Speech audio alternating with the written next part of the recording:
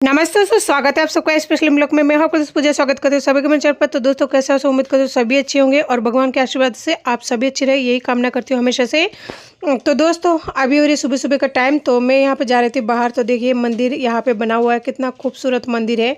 दर्शन करने मात्र है ना, ऐसा मन को बहुत ज़्यादा सुखद अनुभव होता है। और आज का जो दिन है मंदिर का दर्शन से ही कर रही हूँ, तो यानी जो दिन है थोड़ा सा अच्छा निकलेगा और पहले से बेटर निकलेगा। तो दोस्तों मैं यहाँ पे बाहर गई थी, कुछ दवाइयाँ नहीं मिली थी अंदर, और कुछ दवाइयाँ जो है अंदर से लेनी है। तो ये देखिए, ये जो शीशी है ये अंदर मिली थी। और आई जब अंदर तो सोनू ने बोला कुछ कार्ड दे के गया है। तो जब मैंने कार्ड को देखा ना तो बहुत ही सुकून सा मिला। ये वो कार्ड है जो मिलने की दूसरे दिन है ना छुट्टी मिल जाती है, यानी कल जो है हमारा छुट्टी लगभग हो जाएगी जहाँ तक चांस है। लेकिन छुट्टी होते होते भी 4-5 तो बज ही जाता है, क्योंकि डॉक्टर आता है 12-1 बजे। तो मैं यहाँ पे दवाई लेने आई थी, तो दवाई यहाँ पे थोड़ा सा लेट मिल रहा है, क्योंकि अभी अभी स्टॉक आया हुआ है। उनको बोरी वगैरह खोलेंगे उसके बाद में। तो मैं सोचा 2 मिनट यहीं पे खड़े हो जाती हूँ, नीचे जाके करूँगी फिर आऊँगी, और बच्चे नीचे ही है। तो ये जो हॉस्पिटल है ना, ये हॉस्पिटल का मतलब बाहर का नज़ारा है। बाहर मतलब अंदर की तरफ ही देखिए लोग खड़े हैं विंडो पर, दवाइयाँ ले रहे हैं। तो मैं यहाँ पे खड़ी हूँ, क्योंकि मुझे जिस कट्टे में से दवाई देने वाले हैं वो कट्टा अभी खोला नहीं है। तो फाइनली जो है देखिए दे दिया है उन्होंने बहुत सारे दवाई। और यही दवाई कल मिला नहीं था, कल सारा रात ढूंढती रह गई और आज आया है हॉस्पिटल में। पता नहीं यहाँ पे दवाइयों की जो कमी है ना, पता नहीं क्यों आ गई है। यहाँ पे ओआरएस का, इतने बड़े हॉस्पिटल है लेकिन है ना ओआरएस का जो पैकेज होता है वो पूरी तरह से ख़त्म हो चुका है। 10 तारीख से ओआरएस का पैकेज ख़त्म हो चुका है। और पैरासीटामोल का जो टैबलेट आता है, सिरप आती है, वो भी 10 तारीख से ख़त्म हो चुका है। अब ये तो नहीं पता किस कारणवश नहीं आया है, लेकिन ख़त्म हो चुका है। सिर्फ मेरे को नहीं, यहाँ पे हॉस्पिटल में जितने भी लोग हैं ना, पैरासीटामोल और ओआरएस जो है बाहर से लाना पड़ रहा है। अब पता नहीं क्यों नहीं आ रहा है, क्या प्रॉब्लम है वो तो भगवान जाने। खैर हमें सवाल पूछने भी क्यों है, इतना फैसिलिटी मिल रहा है वो काफ़ी है। बस ये है कि बच्चों को छोड़कर जाने का मन नहीं करता। तो दोस्तों एक बार मैं दोबारा से जा रही थी खाना मतलब लाने के लिए। तो ये जो जगह है ना, यहाँ पे एक तो सोनोग्राफी होता है, दूसरा यहाँ पे जो भी एक्सरे वगैरह होता है ना यहाँ पे होता है। तो सोनू को कभी भी सोनोग्राफी और एक्सरे के लिए लेके आती हूँ तो यहीं पे लेके आती हूँ।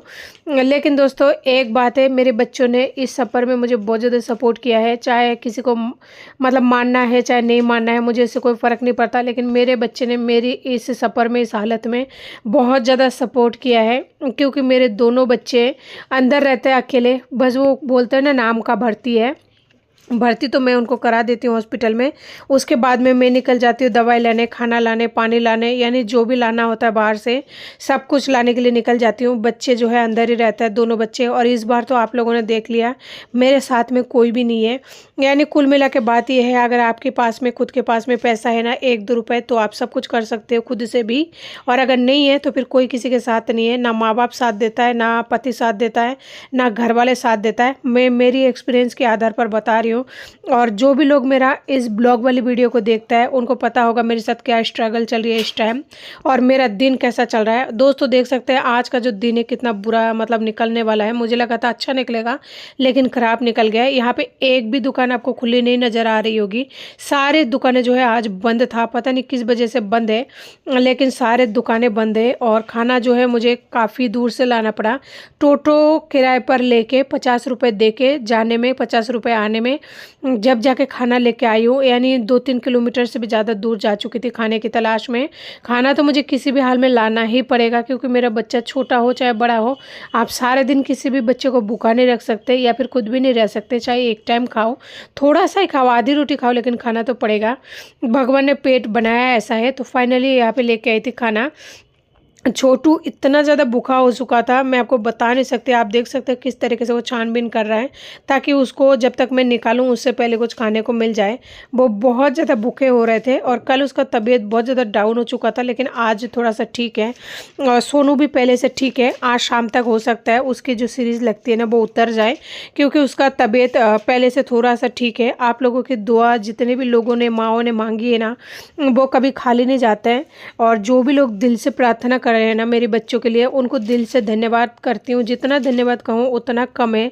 और जिन्होंने भी किया है उनको भी दिल से धन्यवाद। जो भी हेटर्स थे, जिन्होंने भी मुझे इतने ज़्यादा नफरत की बातें, इतना ज़्यादा नफरत भरी कमेंट किया ना, उनको भी दिल से धन्यवाद। क्योंकि आपके कमेंट भी कहीं ना कहीं मेरे लिए ज़रूरी है, ताकि मुझे भी पता लगे कि एक इंसान चाहे कितना भी करे, कितना ही खड्डे में गिरा हुआ हो, लोग हमेशा चाहते हैं कि उसको और ज़्यादा गिराया जाए, अगर कोई मरने वाला है तो उसको गला क्यों ना दबा दिया जाए, तो कोई फ़र्क नहीं पड़ता मेरे लिए। लेकिन जो हेटर्स हैं ये उनके लिए जवाब था, और जो लवर्स हैं वो तो मेरे दिल में रहते, दिमाग में रहते हैं, उनके बिना मैं अधूरा सा हूँ।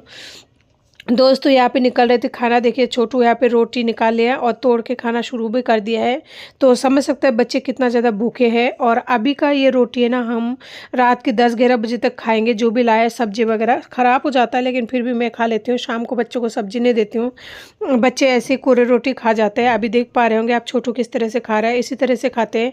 जब इंसान की बस ही नहीं चलता तो फिर इंसान क्या करेंगे। कई बार रात को 2-2 बजे तक मैं सारे रात दवाई की तलाश में निकल चुकी थी, तब भी मुझे दवाइयाँ नहीं मिली है। और अकेले औरत होकर मन से ये डर निकल जाता है कि मेरे साथ कुछ हो जाएगा, क्योंकि बच्चे जब बीमार होता है, बच्चों की हालत बहुत ज़्यादा ख़राब होती है ना, तो ऐसा कुछ भी दिमाग में नहीं आता है, क्योंकि एक ही चीज़ का ध्यान रहता है, खाना लेने आई हूँ तो मुझे खाना लेना है, और दवाई लेने आई हूँ तो मुझे दवाई ही लेना है। बिना दवाई के अगर मैं घर जाऊँगी तो मेरा बच्चे को कुछ भी हो जाएगा। बहुत सारी ऐसे वजह है, इसलिए दिल में एक जो डर रहती है ना कि मेरे साथ कुछ हो जाएगा, वो चीज़ निकल जाता है। और ऐसी बात नहीं है, आप अगर रात के 2 बजे निकलते हो ना, तो ऑटो वाले हो चाहे टोटो वाले हो या फिर जो भी पब्लिक लोग रहता है ना, उनका रिएक्शन हो बहुत ज़्यादा खतरनाक वाला होता है। लेकिन एक बच्चे के लिए, किसी भी औरत को, मैं ये नहीं कहती मैं हूँ कोई स्पेशल हूँ, स्पेशल नहीं हूँ, किसी भी औरत को निकलना ही पड़ता है, खास करके जो अकेली हो। जैसे मेरी हालत अगर आप लोग देख पाएंगे, मैं सिर्फ और सिर्फ अकेली का मतलब मेरी लाइफ में कोई भी नहीं है 2 बच्चों के अलावा। यहाँ तक कि मेरी माँ भी ऐसी ऐसी मोड़ पर मुझे छोड़ चुकी है ना, जहाँ पर मैं बता नहीं सकती। मैं उनका बुराई तो नहीं करना चाहती, लेकिन हालत और परिस्थिति कुछ ऐसी हो जाती है जहाँ पर मुझे उनके बारे में बोलना पड़ जाता है। तो इस चीज़ के लिए तो मैं माफ़ी तो नहीं मांगूंगी, क्योंकि ऐसी बात नहीं है कि उन्होंने मेरे साथ कुछ किया नहीं है, उन्होंने भी बहुत कुछ किया है। वो भी मुझे बहुत ज़्यादा चोटें पहुँचाती है। और आप लोग यकीन नहीं करेंगे, मैंने अभी तक मेरी मम्मी से बस एक ही बार बात किया था, दोबारा बात किया ही नहीं, क्योंकि मन में बहुत ज़्यादा तकलीफ है, बहुत ज़्यादा चोटें हैं, जहाँ पर मेरा है ना उनसे बात करने का बिल्कुल ही मन नहीं करता। बहुत सारी ऐसे जगह थी जिस जगह पर मेरे माँ ने मेरा साथ छोड़ दिया, मेरे पति ने मेरा साथ छोड़ दिया, तो ऐसे लोगों से ना अब मैं दूरी रहना चाहती हूँ। देखिए बच्चे दही से खाना नहीं खा रहा है, छोटू बोल रहा है मुझे नींबू दे दो, मैं नींबू से ही खा लूँगा। तो मेरा बच्चा इतना ज़्यादा दुख पा रहा है, घर पे कोई रोटी तक बनाने वाला नहीं है, अगर हो तब भी कोई नहीं बनाते थे, तो होना ना होना बरोबर है। तो ऐसे इंसानों से है ना दोस्ती रखने से, यारी रखने से, या फिर रिश्ता रखने से, प्यार रखने से कोई मतलब नहीं है। खुद का जो दिल है ना, उसी का ही मतलब नुकसान है, क्योंकि आप उस इंसान के बारे में बहुत ज़्यादा सोचोगे, करोगे, और उनकी तरफ से आपको कोई भी फ़ायदा वगैरह नहीं मिलेगा, तो फिर नुकसान तो आप ही को है ना। तो इसलिए ऐसे रिश्तों से, ऐसे इंसानों से दूरी बनाना चाहिए। खुद से जितना हो पाएगा उतना करने की कोशिश करूँगी। आगे भगवान है, वो जो भी करेंगे अच्छा करेंगे, जो होगा अच्छा ही होगा। यहाँ पर मेरे बच्चों को रोटी तक नसीब नहीं हो रहा है, क्या किसी इंसान को दिखाई नहीं देता, या फिर किसी इंसान को सुनाई नहीं देता, या फिर कोई इंसान मेरा वीडियो नहीं देखता। हाँ, मेरी मम्मी वीडियो नहीं देखती है, लेकिन मेरा पति तो देखता है ना। एक भी ऐसा वीडियो नहीं है जो वो नहीं देखते होंगे, उसके बावजूद भी उस इंसान को मेरे बच्चों पर दया नहीं आता। हमारे बीच चाहे कुछ भी हो, कैसा भी हो, उसे कोई फ़र्क नहीं पड़ता। लेकिन वो इंसान अगर नहीं भी आ सकता है दूसरे पत्नी की वजह से, या दूसरे पत्नी उसको परमिशन नहीं देती, कोई भी औरत नहीं देगी, मैं ये नहीं कहती उसको परमिशन मिलेगा, लेकिन कम से कम वो पैसा का इंतज़ाम करके तो दे ही सकता है। और वो भी मैं ज़्यादा पैसा नहीं मांगती, 5,000 रुपये भी अगर वो दे देगा ना, इस टाइम मेरे बच्चे का दवाई तो आ ही जाएगा। और मैं दवाई का पैसा भी नहीं मांगती उनसे, तो मैं ये कहती हूँ कि आप दवाई खरीद के दे दो, तो वो दवाई खरीद के देने तक के लिए मतलब वो तैयार नहीं है। तो सोच सकते हैं कितना बड़ा दुख होता है, कितना कलेजा फट जाता है। मेरे पास जो भी जेवरात वगैरह था, जो भी कुछ था, मैं बेच के अपने बच्चे को कर रही हूँ, क्योंकि मैं दोनों छोटे बच्चे को छोड़कर कई काम पर नहीं जा सकती। और फिर सोनू का स्कूल भी बंद हो चुका है, तो मैं किस हद तक मजबूर हूँ ना, वो मैं जानती हूँ। अगर मेरे पति को ये लगता है कि उन्होंने जो भी किया है मेरे साथ में सही किया है, तो मैं भगवान से ये दुआ करूँगी, भगवान उनके साथ भी ऐसा ही सही हो, क्योंकि सही तो वो भी डिज़र्व करता है। अगर कोई इंसान इतने सारे ज़िंदगी ख़राब कर सकते हैं, तो भगवान उनके साथ भी सही ही करे। जो न्याय उन्होंने मेरे साथ किया है जीते जी, तो उनके साथ भी हो, ताकि उनको भी एहसास हो कि मतलब क्या होती है। और फिर वो तो अकेला है ना, मैं तो यहाँ पे 2 बच्चों के साथ में क्या ज़िंदगी जी रही हूँ वो तो मुझे पता है। और जो भी औरतें या फिर आदमी, यानी जो भी यूट्यूब फैमिली है, जो एक इंसानियत के नाते महसूस करते हैं ना, तो इस पल को महसूस कर पाएंगे कि एक 3 साल का बच्चा और एक छोटा सा बच्चा, दोनों भाई मिलकर हॉस्पिटल का कार्ड लेता है, खुद से मतलब चेकअप करा लेता है, खुद से ग्लूकोज चरा लेता है, खुद से लेटरिन पेशाब कर लेता है, छींची वगैरह साफ कर लेता है। इतने छोटे बच्चों से इससे ज़्यादा और क्या उम्मीद कर सकते हैं। इतना उम्मीद करना भी सबसे बड़ा गलत और पाप है, लेकिन मेरी कुछ मजबूरियाँ है, इसकी वजह से मुझे उनसे ये उम्मीद तो नहीं है, लेकिन वो खुद से ही कर रहा है। दोस्तों खाना वगैरह खिलाने के बाद में मैंने यहाँ पे सोनू को बोला आप रेस्ट कर लो, और ये इस वाले बेड पर वो इसलिए रेस्ट कर रहा है, हम लोग इस वाले बेड पर हैं। छोटू ने है ना टॉयलेट कर दिया बिस्तर में, और एक बार जो है दही से रोटी खा रहा था तो वो दही भी गिरा दिया है। देखिए इस टाइम कितने छोटे छोटे बच्चे जो है हॉस्पिटल में एडमिट हो चुका है, और ये सारे बच्चे डेंगू के शिकार हो चुके हैं। इन्हें सिर्फ खाना खिलाना और जो है साफ़ सफाई का ध्यान रखना ज़रूरी है, और यही मेरे बच्चों को हुआ है। और सोनू को ये देखिए कितना जल्दी जल्दी 2 बार डेंगू मलेरिया वगैरह जो भी है इन्फेक्शन वगैरह हो जा रहा है, क्या कर सकते हैं। तो देखिए यहाँ पे ढल चुकी है शाम। शाम ढलती है ना, लाइटें जब चालू हो जाती है ना, बहुत ही सुंदर नज़ारा लगता है। बस देखने के लिए हॉस्पिटल से इतने से जगह है, जो छोटू कई बार है ना यहाँ पे चढ़ चढ़ के देखता रहता है। तो मुझे डर भी लगता है कि है ना उधर अगर आगे एक विंडो खुला हुआ है वहाँ से गिर ना जाए। बस आज की रात किसी भी तरह से है ना ढल जाए, और कल सुबह देखते हैं। आप लोगों की दुआ और आशीर्वाद की वजह से हो सकता है हम घर चले जाएं। स्माइल प्लीज, स्माइल करो। अरे तू मेरा दिल, तू मेरा जान।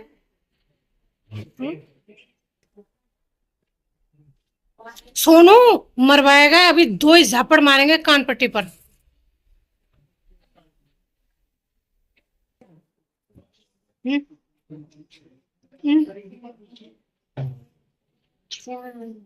Oh, I love you.